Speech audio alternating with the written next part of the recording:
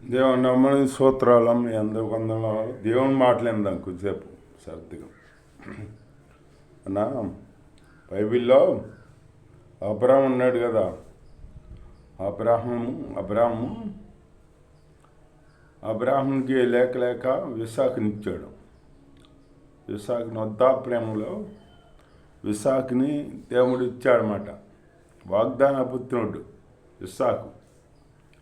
ఈ ఇస్సాకు పుట్టినాక అబ్రాహము మరి లేక లేక పుట్టాడు కదా, ఈ కుర్రోడిని ఎక్కువగా ప్రేమిస్తూ దేవుడితో సహవాసం తగ్గించాడు అనమాట.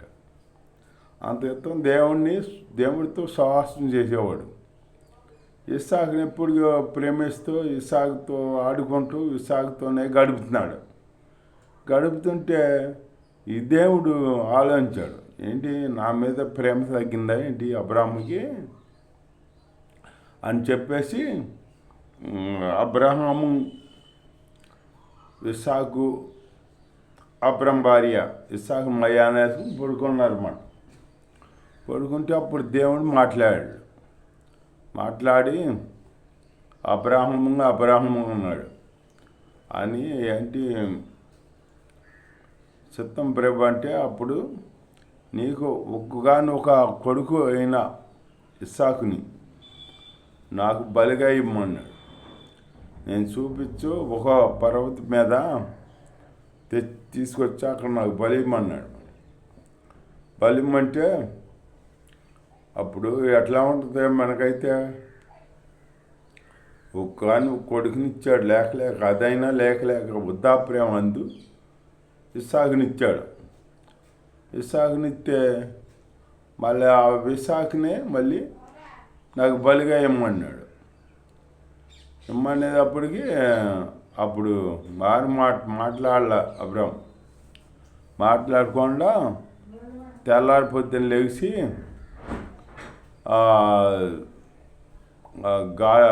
ఒంట్లకి వాటికి గంతలు కట్టి పని వాళ్ళు తీసుకుని వెళ్ళాడనమాట. పర్వతం దగ్గరికి వెళ్తున్నారు అందరూ. వెళ్తుంటే మన వాళ్ళు అయితే ఏమంటారు, లేక కుమారుని ఇచ్చాడు, ఆ కుమారుని మళ్ళీ బలి అడిగాడు.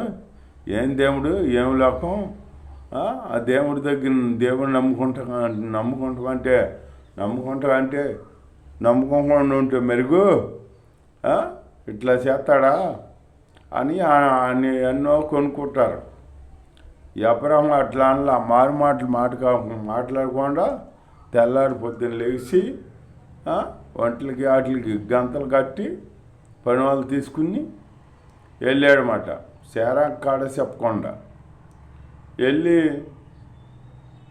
వెళ్ళి నాకు ఆ పర్వతం దగ్గరికి వెళ్ళిన తర్వాత ఈ పని వాళ్ళందరినీ ఏమన్నాడు, మీరు ఇక్కడ ఉండండి, నేను ఇస్సాకు వెళ్ళి ఆ పర్వతం మీదకి వెళ్ళి దేవుడికి బలిచ్చి తిరిగి వస్తామన్నాడు అన్నమాట. ఎంత విశ్వాసం చూసావా, బలిచ్చి వెళ్ళి తిరిగి వస్తామంటే ఇద్దరు వస్తామన్నాడు. మరి బలిచ్చి దేవలే ఇస్సాకుని బలిస్తే మరి ఒక్కలేగా రావాల్సింది. ఈ అబ్రాహం విశ్వాసం ఏంటంటే, నేను ఇస్సాకుని బలిచ్చినా కానీ ఆ బలి అయిపోయినా కానీ ఆ బూడిదలో నుంచి భస్మైపోయినా కానీ ఆ బూడిదలో నుంచి నా ఇస్సాకుని నాకు ఇస్తాడు దేవుడు అని ఒక నిరీక్షణ, ఒక విశ్వాసం అబ్రాహం అన్నమాట. అబ్రాహము అలా చెప్పాడు వాళ్ళతో. చెప్తేను సర్లేని వాళ్ళందరూ అక్కడే ఉన్నారు. ఈ ఇస్సాకు అబ్రాహము బయలుదేరారు, పర్వతం మీదకి వెళ్తాకి బయలుదేరినాక కొంత దూరం వెళ్ళాక ఇస్సాకు అన్నాడు, డాడీ నొప్పులు ఉన్నాయి, కత్తి ఉంది, పుల్లలు ఉన్నాయి, కట్టెలు ఉన్నాయి, ఏంటి మరి దహన బలికి గొర్రెపిల్ల ఎక్కడ డాడీ అన్నాడు. అంటేను ఆ మాట అంటే మనకి ఎట్లా ఉంటుంది, ఈ లోకంలో మనకైతే అక్కడే దుఃఖం వచ్చేది, ఇచ్చేది బలి నిన్నే అని అనుకుని అక్కడే దుఃఖం వచ్చేది. అబ్రాహాము దుఃఖం వచ్చినా దిగమింగుకుని ఇస్సాకుతో అన్నాడు, దేవుడే చూసుకుంటాడు రా అన్నాడు. దేవుడే చూసుకుంటాడు, వెళ్దాం రా అని అన్నాడు అన్నమాట. సర్లే అని వెళ్తున్నారు ఇద్దరు కలిసి వెళ్తుంటే స్తోత్రం హల్లెలూయా. దేవుడు ఇంకా కొంత దూరం వెళ్ళాక మళ్ళీ అడిగాడు, డాడీ కట్లు ఉన్నాయి, నొప్పి ఉంది, అన్నీ ఉన్నాయి, మరి బలి పసుపు ఎక్కడా డాడీ అన్నాడు. ఆయనే చూసుకుంటాడు రా అన్న, ఆయనే చూసుకుంటాడు అని చెప్పాను కదా, మనకి ఎందుకు వచ్చిన గొడవ, ఆయనే చూసుకుంటాడు. దహన బలికి పసుపు ఆయనే చూసుకుంటాడు రామన్నాడు. వెళ్దామన్నాడు. అప్పుడు బాగా మాట్లాడుకుంటే సాకు తండ్రి వెనకాల బయలుదేరి వెళ్ళాడనమాట. ఇప్పుడు కుర్రోళ్ళు అయితే ఏమంటారా, ఏంటి సమాధానం చెప్పండి డాడీ, రామంటున్నావే ఎక్కడికి రావాలి అని అంటారు, అని ఎదిరిపేసిన లేతారు. ఎదిరిపేసిన వేయకుండా ఇస్సాకు తండ్రి చెప్పినట్టు విని తండ్రి అంటే వెళ్ళాడనమాట. వెళ్తేను అప్పుడు అక్కడికి వెళ్ళినాక ఆ కట్లు బేర్చి ఆ పొలలు పెట్టి అన్నీ చేసి బలిపీఠం కట్టి అవి పొలలు అవి బేర్చి ఇక అప్పుడు బలిపశువు కావాలిగా ఇస్సాకుని పడుకోబెట్టాడు. పడుకోబెడితే ఇస్సాకు పాపం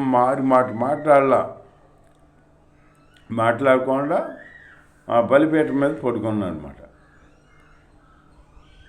అప్పుడు అడిగితే ఇస్సాకు దేవుడు చూసుకుంటాడు అన్నావుగా అంటే దేవుడు చూసుకుంటాడు అన్నాను బాబు, నిన్ను చూసుకున్నాడు దేవుడు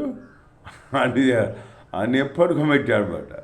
పడుకోబెడితే అప్పుడు డాడీ నీ ఇష్టం, నువ్వేం చేస్తావు అది చెయ్యి, నీ ఇష్టం చెయ్యి, నీ ఇష్టమే సిద్ధం, నీ ఇష్టానుసారంగా చేయమన్నాడు అని పడుకున్నాడు అనమాట. పడుకునేటప్పటికి అప్పుడు ఇస్సాకుని పడుకోబెట్టి అప్పుడు కత్తి ఎత్తాడు ఇస్సాకు మీద ఎత్తేటప్పటికి అప్పుడు దేవుడు అబ్రాహము అని పిలిచాడు.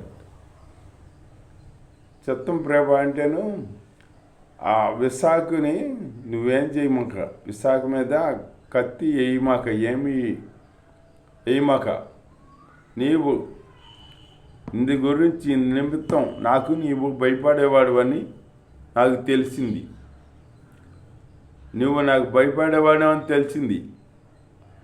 ఇస్సాకునేం చేయమాక, ఇస్సాకు మీద ఏమి కత్తి వేయమాక. అదిగో ఆ పదం చూసావా, ఆ పదలో ఉన్న కొమ్ములు తిరిగిన పొట్టేలు, ఆ పొట్టేలను తీసుకొచ్చి బలిమ్మన్నాడు. ఆ పొట్టేలను తీసుకొచ్చి బలిమ్మన్నాడు అన్నమాట. అప్పుడు ఆ పొట్టేలను తీసుకొచ్చి ఇస్సాకు బదులుగా బలిచ్చాడనమాట. అది దేవుడు చూసుకుంటాడు అన్నావుగా, దేవుడే చూసుకున్నాడా, ఈ గొర్రెపిల్లని దేవుడే పంపించాడా అన్నాడనమాట. అవును బాబు, దేవుడే పంపించాడని చెప్పి ఆ గొర్రెని కొమ్ములు తిరిగి గొర్రె పొదలో చిక్కబడి ఉన్నమాట, దాన్ని తీసుకొచ్చి బలిచ్చాడు. ఆ కొమ్ములు తిరిగిన బొట్టేలు ఎవరో కాదు, యేసయ్య మనకు బదులుగా బలయ్యాడనమాట. ఇస్సాకు బదులుగా బలయ్యాడనమాట. మనందరికి బదులుగా దేవుడు యేసయ్య బలయ్యాడు అనమాట. మన కొరకు అందరి పాపాల నిమిత్తం మన పాపలు అయి ఉండగా ఇంకా నీ లోకంలో పాపుగా ఉన్నప్పుడు దేవుడు తన అద్వితీయ కుమారుని పంపించి నీకు బదులుగా అక్కడ బలియాగం చేశాడని బైబిల్ లేఖలో ఉంది. బలి అయ్యాడనమాట. అలాంటి దేవుడు మనల్ని ఎంతగానో ప్రేమించాడనమాట. ప్రేమించి మనకి ఎంతగానో తన యేసు ప్రభునే మనకు బలిచ్చాడనమాట. మనకు బదులుగా యేసు ప్రభుని బలి బట్టి మనం ఇట్లా ఉన్నాం. లేకపోతే మనం పాపంలో ఉండి పాపంలో చచ్చిన వారంగా ఉన్నమాట. మనం చచ్చిన వారంగా ఉన్నప్పుడు యేసు ప్రభు మనకి మన బదులుగా బలి అయ్యాడనమాట. బలి అయ్యి మనకి గొప్ప రక్షణ ఇచ్చాడనమాట. ఇస్తే మనం గొప్ప రక్షణ మనం దాన్ని స్వీకరించక వ్యతిరేకిస్తామన్నమాట. మనం సత్యం ఉండిపోయి ఆ సత్య జీవితంలోనే ఉంటామని మనం ఎదురాడుతున్నాం అన్నమాట. చచ్చిన జీవితం అది, లోకంలో చచ్చిన జీవితం అది, బతికున్న వాళ్ళం కాదు. సచ్చి దేవుడు ఎవరో తెలియక దేనినన్నా కనపడి దానివల్ల పూజిస్తూ మూర్ఖులు అయిపోయాం, పాపులం అయిపోయాం అంతట. నిజ దేవుడు, జీవం గల దేవుడు, మాట్లాడే దేవుడు యేసయ్య. మనం పూజించేది ఎవరిని? రాతి విగ్రహాలని, కర్రబొమ్మల్ని, వీటిని పూజించేది. వాటిలో జీవం లేదు. జీవమే కొంచెం వ్యసమైనా లేదని బైబిల్ తెలుగుపడుతుంది. ఆ జీవం లేని మనల్ని కాపాడలేవు. మనల్ని కాపాడేది యేసయ్య. యేసయ్యని కనపరుచుకుంటాం. యేసయ్య నిజదేవుడు, గొప్ప దేవుడు, సృష్టికర్త అని తెలుసుకుని ఆయన్ని ఆరాధించాలి. అలాంటి జీవితం కలిగి మనం ఉండాలన్నమాట. అంతేగాని లోకంలో ఎప్పుడో బానిసత్వంలో ఉన్నాము, ఆ బానిసత్వంలో అట్లాగే మగ్గిపోతాం మేము అట్లా ఉండకూడదు. బానిసత్వంలో మగ్గినన్నాళ్ళు మనం మగ్గాము. ఇప్పుడు నిజదేవుడు యేసయ్య మన కొరకు ఆయన బలి అయ్యి మనల్ని బతికిచ్చాడనమాట. బతికిస్తే మనం లోకంలో ఉన్న పాపంలో శాపంలో ఉన్నాళ్ళు ఉన్నాం. ఇప్పుడు విడుదల పొందాం కదా, విడుదల పొంది మనం ఉండాలి. కానీ మళ్ళీ ఆ శాపంలోనే పడిచేస్తాము, ఆ శాపంలోనే ఉంటాము. అంటే అట్టా అని ఉంటే నీ కర్మ రా అంటాడు దేవుడే. నీ కర్మ సాగు అని అట్టగా ఉండా అంటాడు. వినపోతే ఏం చేస్తాడు? ఇప్పుడు ఎంత చెప్పినా బిడ్డ వినలేదనుకో, వినపోతే ఏం చేస్తాడు? ఏం చేయడు. బాధపడుతుంది తప్పితే ఏం చేస్తాడు? ఆ బిడ్డ ఇష్టానికి వదిలేస్తాడు. మనం అట్లాగే ఉన్నన్నాళ్ళు బానిసత్వంలో ఉన్నాం. ఇప్పుడు యేసయ్య వల్ల మనం విడుదల పొందిన మనం సజీవుడైన దేవుణ్ణి ఆరాధించుకుంటూ సజీవ మార్గంలో నడవాలి. అలాంటి జీవితాలు మనం జీవిస్తూ దేవుణ్ణి గణపరుచుకుంటూ దేవుళ్ళో ముందుకు సాగుదాం. దేవుడి మాటలు దీవించును గాక. ఆమేన్.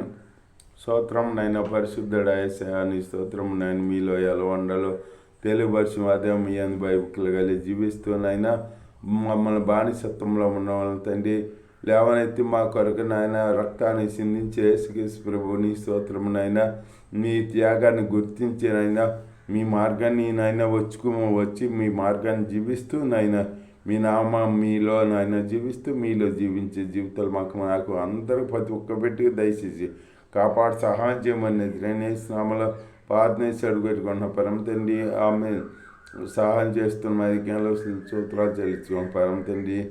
ఆమె తండ్రి అని హృదయాన్ని ప్రేమ కుమారి నిష్కిజ్ కృపా పరిశుద్ధాత్మాన ఇక్కడ చేరిన నాకు లోపల సకల పరిస్థితులు సదా తోడై నడిపించింది గాక. ఆమెన్. హల్లెలూయా.